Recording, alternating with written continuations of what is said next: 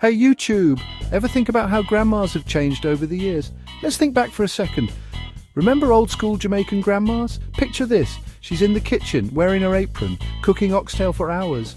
You can smell those amazing spices from super far away. Her secret ingredient? Love, and maybe a little bit of spicy Scotch bonnet pepper.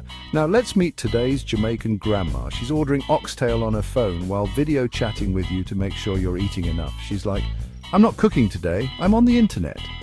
Old school grandma? She's dressed up super fancy for church, wearing a beautiful hat and everything. Modern grandma? She's watching church online on her tablet, typing amen and sending little heart pictures.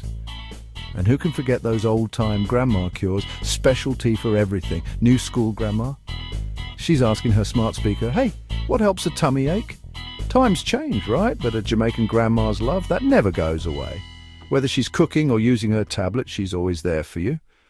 So, which grandma do you like more? Old school or new school? Tell us in the comments.